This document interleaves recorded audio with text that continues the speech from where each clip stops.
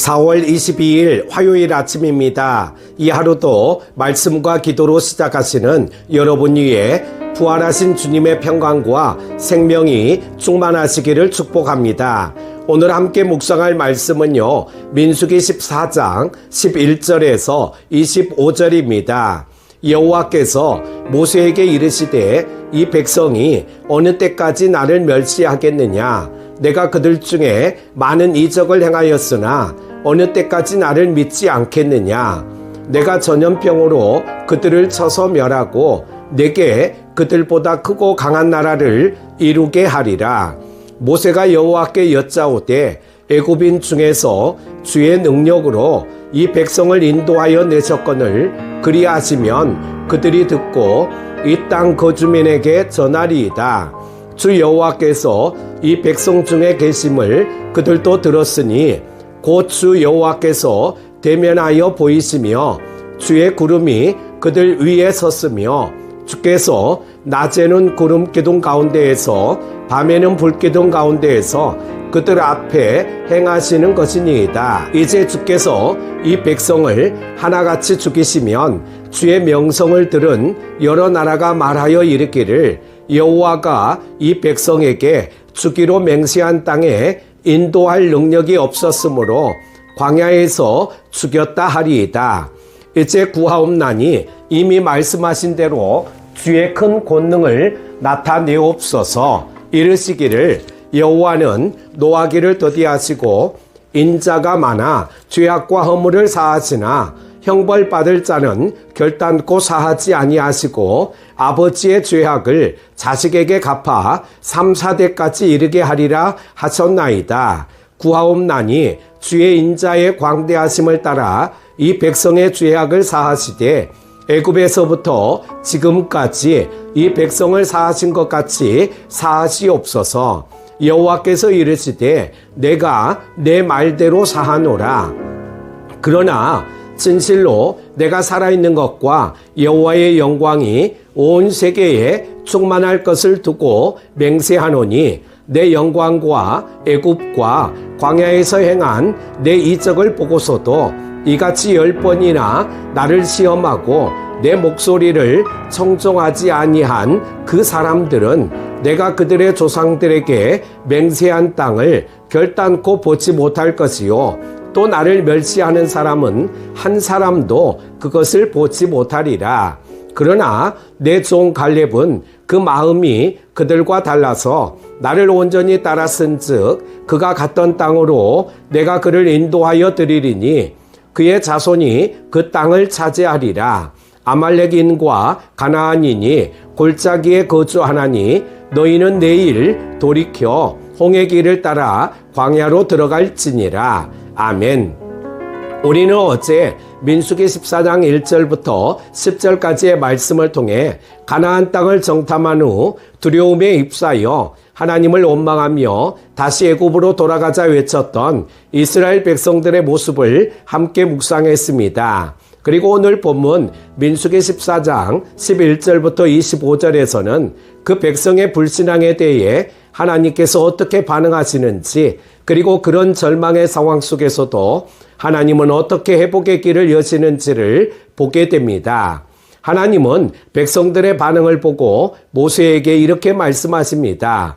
이 백성이 어느 때까지 나를 멸시하겠느냐? 내가 그들 중에 여러 가지 이적을 행한 것을 기억하지 아니하고 어느 때까지 나를 믿지 않겠느냐?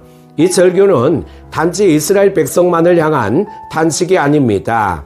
오늘 이 시대에 교회를 향한, 그리고 하나님의 부활을 경험하고도 여전히 믿음 없이 살아가는 우리 모두를 향한 하나님의 물음입니다. 나는 너희와 함께 하겠다. 그러나 너희는 여전히 나를 믿느냐? 우리가 오늘 이 말씀 앞에 서며 믿음의 공동체로서 하나님의 신실하심을 어떻게 회복할 것인가 함께 묵상하고자 합니다. 첫 번째로 하나님은 믿음 없는 공동체를 아파하십니다. 본문은 하나님의 탄식으로 시작됩니다. 이 백성이 어느 때까지 나를 멸시하겠느냐? 이스라엘은 단순한 의심이나 불평을 넘어서 하나님을 멸시하고 하나님의 신실하심을 무시하는 죄를 범했습니다. 하나님은 그들에게 수많은 기적을 보여주셨습니다. 애굽의 10가지 재앙, 홍해의 갈라짐, 만나와 메추라기, 반석에서의 물, 낮에는 구름기둥, 밤에는 불기둥, 이 모든 하나님의 임재와 기적의 현장을 직접 보고도 그들은 하나님을 믿지 않았습니다. 믿음 없는 공동체는 하나님의 마음을 아프게 합니다. 그분은 단지 죄에 대한 분노보다 자신이 얼마나 사랑했는지를 기억하지 못하는 백성의 무정함에 아파하십니다. 우리 교회도 마찬가지입니다. 하나님께서 지금까지 이끄신 은혜의 발자취를 기억하지 않고 눈앞의 문제에만 반응할 때 주님은 오늘 또 물으십니다. 내가 너희와 함께 하지 않았느냐? 그 많은 기도 응답과 인도하심을 기억하지 않느냐? 그런데 너희는 언제까지 나를 믿지 않겠느냐? 사랑하는 여러분, 오늘 이 말씀 앞에 우리는 회개해야 합니다.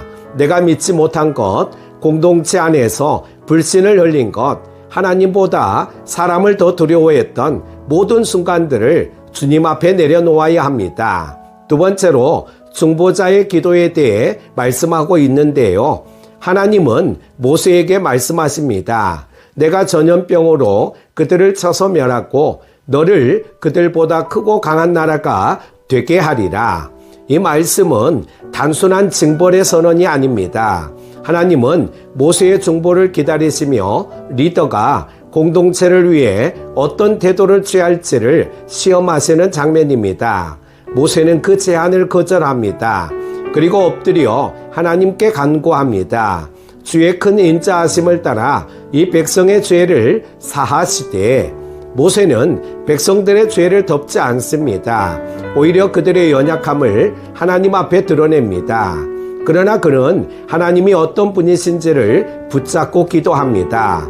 주는 노하기를 더디하시며 인자가 많고 죄와 허물을 사하시나이다. 사랑하는 여러분, 이것이 교회 리더가 가져야 할 기도의 자세요. 부모가 자녀를 위해 드리는 중보의 마음이며 믿음의 형제 자매를 위하는 사랑의 기도입니다. 오늘도 우리 안에 누군가를 정죄하고 싶은 마음이 있다면 그 사람을 위해 기도하는 자리로 나아가야 합니다. 비판보다 중보로, 실망보다 인내로 하나님의 인자하심을 붙드는 무릎의 믿음이 필요합니다. 세 번째는 징계 중에도 회복을 준비하시는 하나님에 대해 말씀합니다. 하나님은 모세의 기도를 들으시고 말씀하십니다. 내가 사하노라. 그러나 하나님은 용서하십니다. 그러나 동시에 죄에 대한 결과도 함께 말씀하십니다. 믿음 없는 자들은 가나안 땅을 보지 못할 것입니다. 그러나 하나님은 완전히 끝내지 않으십니다. 여호수아와 갈렙, 믿음의 사람들을 통해 새로운 세대를 일으키십니다. 오직 내 종 갈렙은 그 마음이 그들과 달라서 나를 온전히 따랐은즉, 여기서 온전히 따랐다는 말은 히브리어로 말씀에 자신의 전 존재를 내맡겼다는 의미입니다. 그는 흔들리지 않았고 타협하지 않았고 현실보다 하나님의 약속을 더 크게 붙들었습니다. 오늘 하나님은 이 교회 안에도 마음이 다른 자, 갈렙과 같은 믿음의 사람을 찾고 계십니다. 불평이 넘치는 세상 속에서도 믿음의 말을 하고 소망이 사라진 자리에서 주님의 약속을 선포하는 이들, 바로 그들을 통해 회복의 문을 여십니다.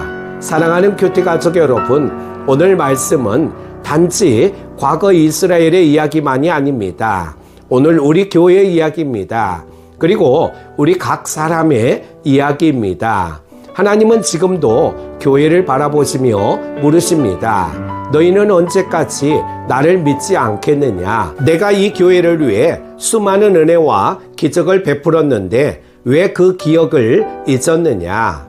우리는 모세처럼 교회를 위한 중보자로 서야 합니다. 갈렙처럼 현실보다 약속을 더 크게 믿는 사람이 되어야 합니다. 우리의 기도와 믿음이 다시 하나님의 회복을 불러오는 불씨가 되기를 바랍니다. 부활은 끝난 절기가 아닙니다. 부활은 지금도 우리 안에 살아 역사하시는 주님의 능력입니다.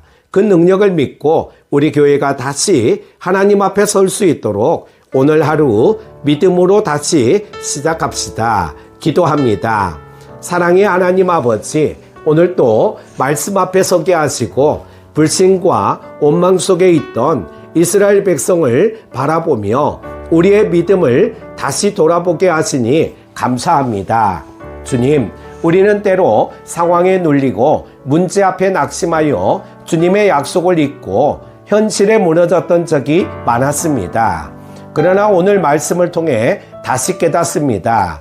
주님은 지금도 우리와 함께 하시고 우리를 믿음으로 걷게 하시기를 원하신다는 것입니다. 하나님, 모세처럼 교회를 위해 중보하게 하시고 갈렙과 여호수아처럼 현실보다 크신 하나님을 바라보는 믿음을 주옵소서. 오늘 또 우리 교회가 불신의 소리가 아닌 믿음의 고백으로 세워지게 하시고 하나님의 영광이 머무는 회막되게 하옵소서. 부활의 주님과 함께 믿음으로 다시 걷게 하실 줄 믿사오며 예수 그리스도 이름으로 기도드립니다. 아멘.